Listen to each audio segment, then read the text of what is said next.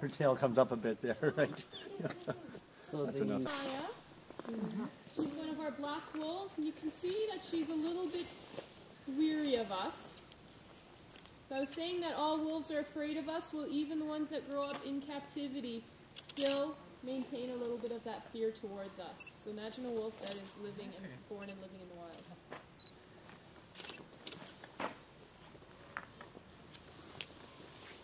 So once she's in, the wolves do like to greet each other, and that's a great time to look at their body language and things like that as they're talking.